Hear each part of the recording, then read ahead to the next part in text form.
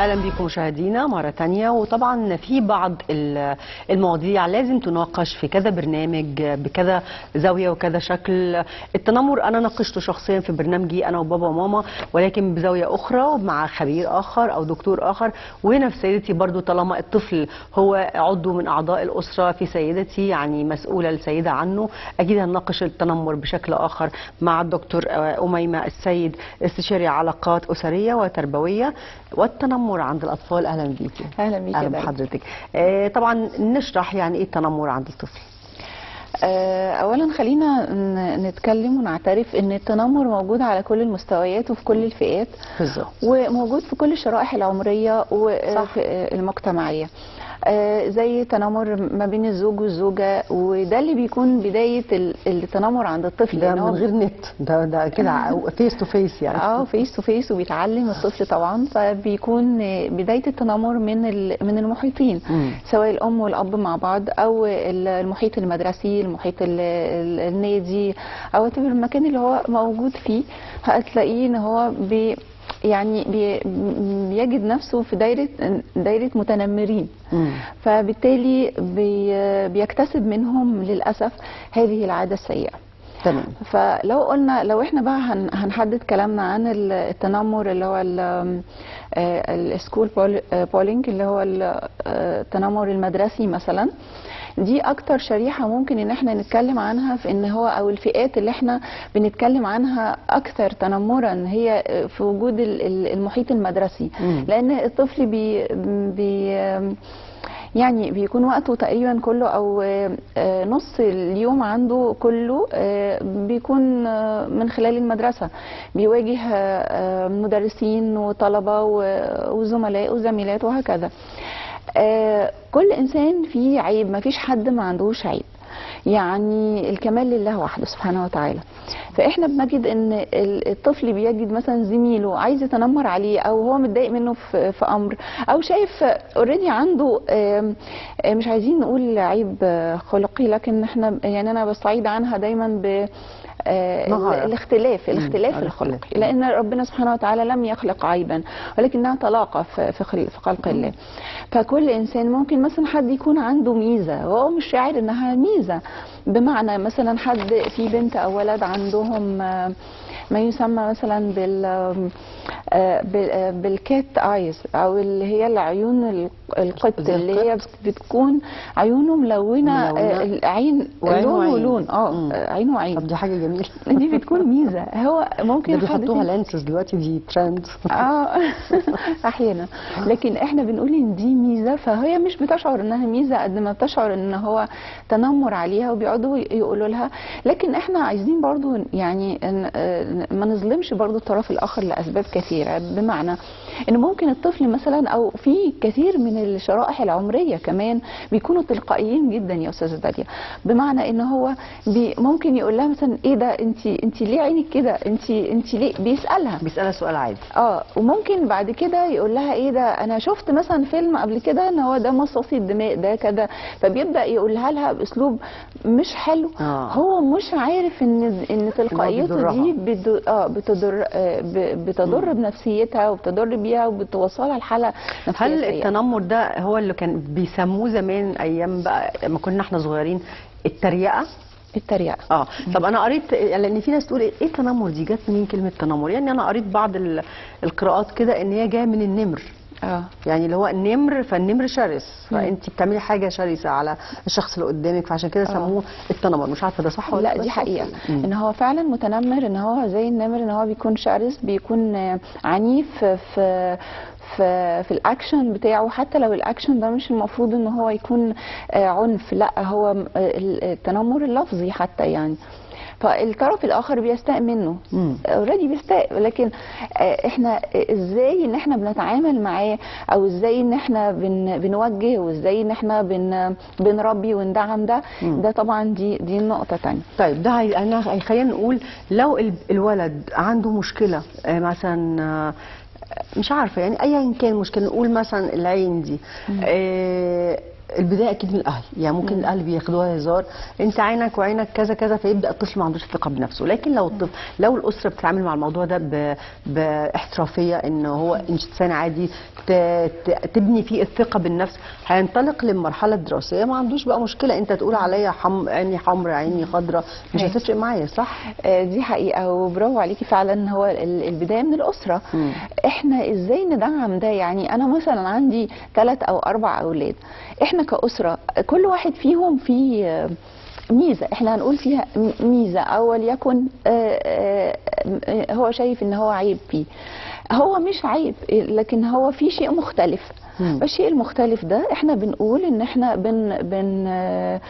بنقوم السلوك، وبنحفز وبندعم الطفل ده نفسيا من اول ما بيكون لسه في بدايات عمره. يعني في السنوات الاولى من العمر بنبدا شايفين في حاجه مختلفه، مثلا ودنه كبيره شويه، النوزه عنده كبيره شويه، فالمفروض ان احنا هنقول له يعني ونعرفه مثلا ليه، لان بتبقى بادئه من الاهل من العائله. يعني مثلا الجده العم ممكن يعلق على، يقول كومنت مثلا ان ايه ده الولد ده جميل بس مناخيره كبيره.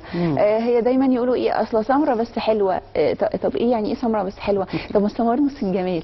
طب احنا ليه ما ندعمش ده؟ يعني ونقول ان السمار جميل والبيض. انا جالي طفل قبل كده جميل وكيوت وابيض واشقر جدا، وجاي بيعيط كل مشكلته ان هو عايز يبقى براون، لان المجتمع اللي حواليه في النيرسري بتاعته كلهم اجانب من ذوات البشره السوداء، او اللي هي السمر يعني. فهو دايما يقولوا له احنا مش هنلعب معاك عشان انت أبيض. مش براون زينا. فحتى التنمر في اشياء، لا يا ابني انا عايزه اقول لك كذا كذا، الام بقى بتبدا والاب بيحفزوه بيدعموه بيعززوا الثقه بالنفس. ولازم يحصل ما بين الام وابنها او بنتها نوع من الايموشنال اللي هو الجميل، اللي هو كوميونيكيشن. لازم يبقى فيه تواصل عاطفي ما بينها وبين ابنها علشان تدعمه نفسيا، وهو بيسمعها بيشعر براحه نفسيه وجمال كده وحاجه لطيفه ان الام دي بتدعمه. طيب. هي في ظهره. طفل تعرض للتنمر وضعفت ثقته بنفسه شويه، هل ده بيستمر لحد ما يكبر مرحله كبيره، يعني يبقى عشرينات و25؟ هل التنمر عليه سابقا وهو طفل بيأثر عليه بعد كده في حياته الشخصيه والعمليه والزوجيه؟ طبعا اكيد بيأثر عليه تأثير عميق، تأثير نفسي عميق جدا. يعني مش متخيله انه ممكن يوصل لمرحله من مراحل الاكتئاب. يعني الدبريشن ده ممكن يكون عنده بسبب مش علشان التنمر مثلا ظهر فجأة، لا، بيكون تولد داخله من خلال كلمات كتير، كومنتس كتير جدا بتتقال عنه، بيتكلموا قدامه ومن وراه، وبيسمع همسات، وبيشعر ان هو خلاص بيحصل. وبعد كده ايه؟ بيحصل له انسحاب من المجتمع، قلق مجتمعي، بيفضل قلقان جدا جدا من المجتمع، وعامل حساب جدا لاي كلمه ممكن تتقال له، فبالتالي بيحصل له انسحاب مجتمعي. بيحصل له زي ما بقول لك ممكن يوصل للدبريشن، بس احنا مش عاوزين نوصل لكده، فعشان كده بنقول ان احنا هنبدا بندعم ونعزز ده من البيت. نسبه كبيره جدا يا استاذه داليا من الشعب ممكن يكون عنده بيعاني من الشعور يعني عنده حاله نفسيه من التنمر. ده بيكون ليه؟ الشعب كله بيتريق على بعض في السوشيال ميديا يعني حتى يعني كنت هكلمك على المشاهير. المشاهير بيتعرضوا لتنمر فظيع، وطبعا كتير جدا عندهم يعني ثقه بالنفس او الكنترول ان هم ما يردوش اصلا. وما هم ما سابوش كمان الاطفال. في اطفال كانت ليها بطولات في رمضان اللي فات، انا ما كنتش بتابع قوي خالص مسلسلات، بس عارفه ان فيها طفل تعرض للتنمر في احد الاعمال الدراميه عبر السوشيال ميديا تقريبا. واعتقد كان لاهله دور كبير قوي ان هم قفلوا الاكونتس تقريبا زي ما انا قريت كده يعني. بس انا مش فاكره اللي كان اي عمل ولا حاجه. مم. فدور الاهل في الوقت ده لو ابنهم عنده اكاونت وبدا يتعرض عن طريق السوشيال ميديا للتنمر، هل فعلا زي ما عملوا يقفلوا كل حاجه ولا يواجهوا ولا يعملوا ايه؟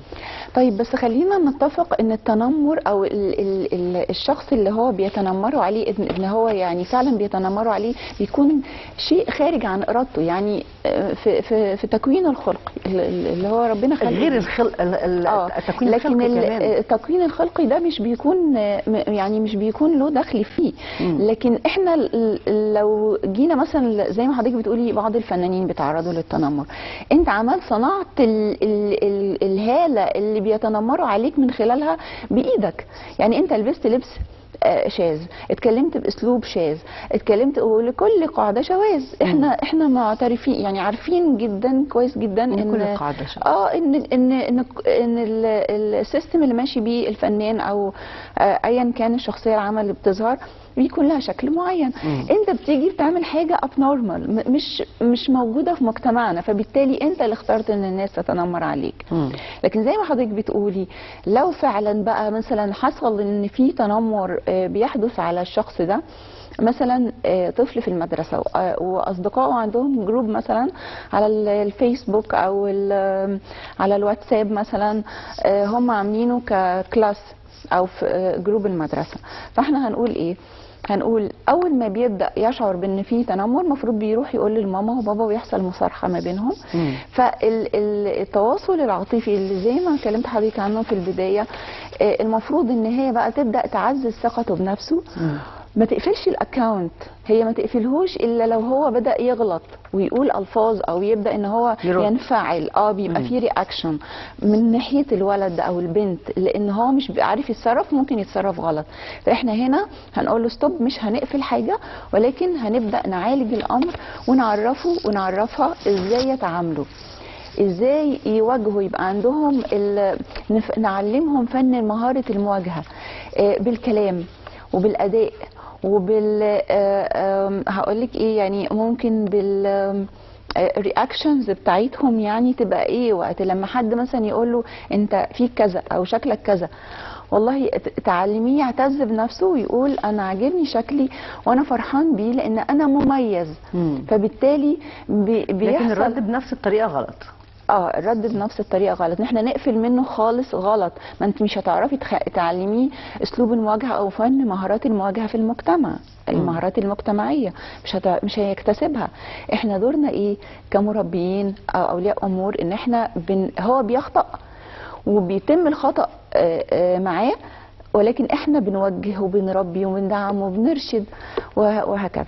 التنمر بيعرض المتنمر عليه للموت في بعض الحالات، وده شفتها لسه قريب لاحد التيك توكر اللي كان بيقول حاجات شعر وللاسف تم التنمر عليه وتوفى بنوبه قلبيه او سكته القلبيه. فده ليه وصل للمرحله دي رغم ان هو شخص كبير وممكن يقدر يعمل توازن يعني، واعتقد شخص عادي يعني ما تمش التنمر عليه، ولا هل ممكن يكون في خلفيات قبل كده هو ما طرحهاش؟ بصي برضه هو يعني احنا مش هنقدر ندخل في عالمه اللي احنا لا نعرف عنه شيء. بالظبط. يعني مثلا احنا سمعنا ان كان في مشاكل زوجيه وفي مشاكل ما بينه وبين الاهل والزوجه والاولاد وهكذا. نيجي للنقطة اللي هي القشة التي قصمت ظهر البعير، اللي هي النقطة بقى اللي الناس بقى تنمر، حاول يثبت ذاته في مكان عارف ان المكان ده بيجلب عليه بعض الاموال، فبالتالي هيرتقي ماديا وهكذا. بدأت الناس تهاجمه، ما عندوش الثقة بنفسه من هو مثلا صغير. ده اللي احنا بنتكلم عليه، ان الاولاد لازم يدعموا نفسيا وهم صغار. حصل بعد كده زي ما بقول لك النقطة اللي خليته بقى ان هو ربما ما يكونش هو السبب التنمر. طبعا دي حاجه بتاعت ربنا، لان هو ما فيش ما يثبت ان هو التنمر اللي كان آخر اللي اتى عليه هو ده كان السبب. لكن هو اللي وضع نفسه للاسف في القالب ده، في قالب التنمر. زي ما بقول لك احنا معتادين مثلا الفنانين بيعملوا كذا او الشخصيات العامه او البلوجرز مثلا او ايا كان، لكن اللي حصل ان احنا شفنا فنان بيلبس حاجه ابنورمال، حد بيلبس حاجه شاذه، هو بقى كان بيتصرف تصرفات مش يعني فيها بعض الاثاره او بعض الجذب ولفت هو عايز الانتباه. ترند. عايز يبقى يعمل ترند، بس للاسف ربنا يرحمه يا رب هو ما كانش يعني كان بيعمل برضو بعض الاخطاء. وخلينا نعترف ان اللي بيظهر على المجتمع او بيظهر على عبر الشاشات او مش هو الحقيقه. مش هو الحقيقه. دي نقطه اخرى، ان لازم يكون عنده من الجاهزيه اللي هي النفسيه، الجاهزيه النفسيه ان هو يبقى عنده استعداد لتلقي بقى هيتشتم بالظبط، هيتحدف بالبيض وهيتحدف بالورد وهيتحدف بحاجات كتير جدا. صح. فزي ما في هيبقى مثير للجدل، زي ما في ناس هيعجبها اراءه وفي ناس تانية مش هتعجبها اراءه. اكيد يبقى الاثنين. فلازم يبقى عنده الاستعداد النفسي، وده اللي يبقى لازم يبقى فيه دعم نفسي لاي حد بيظهر. لكن لو احنا اتكلمنا عن الاولاد في المدرسه مثلا زي ما حضرتك ذكرتي من البدايه، احنا اولادنا منتمين لمؤسسه مجتمعيه داعمه لهم، زي المدرسه، زي النيرسري، زي النادي، المكان اللي هم موجودين فيه، وبيبدا يحصل ايذاء بدني او نفسي او اي ايذاء بيتعرض له الطفل، لازم المؤسسه دي تتدخل. اداره المدرسه لازم الام والاب يتواصلوا معاهم بشكل غير عنيف اطلاقا، وما نعلمهمش ان احنا نواجه العنف بالعنف. للاسف في بعض الاهالي عندهم جهل شديد جدا، والجهل بالمناسبه وليس سبه ولكن هو عدم العلم بالشيء، وممكن عدم وعي كمان، عدم وعي او عدم العلم بالشيء، هو جهل بالشيء. شايفه يا دكتور ان التنمر ده ظهر حديثا مع وجود السوشيال ميديا والانفتاح؟ يعني ايامنا احنا ما اعتقدش ان حد كان بيتنمر علينا قوي لدرجه انه يعمل لي مشكله نفسيه يعني. رغم ان انا كنت سفروته بس محدش يتريق عليا. فهل المشاكل دي ظهرت مع وجود السوشيال ميديا والتقدم التكنولوجي اللي موجود؟ هو الحقيقه السوشيال ميديا اظهرت التنمر، لكن التنمر كان موجود مثلا كنا بنشوفه في افلام زينات صدقي، افلام القديمه مثلا لما كانت تطلع تتكلم وتقول ده كذا وتتريق، التريقه زي ما قلتي في البدايه اللي هو مصطلح التريقه. ايوه. التريقه، او احنا بنقعد مثلا عايزين نعقد حد في حياته ونقعد نتنمر عليه. على فكره بيبقى احيانا مقصود، التنمر مقصود، واحيانا بيكون بشكل تلقائي وهزار، والطرف الاخر هو اللي بياخذه على سبيل التنمر. تمام. لكن هو موجود من زمان، السوشيال ميديا اظهرته. اظهرته، يعني هي دي اللي خليته موجود على سطح المياه. حقيقي. بشكرك جدا دكتور أميمة السيد، استشاري علاقات اسريه وتربويه، شكرا ليكي جزيلا.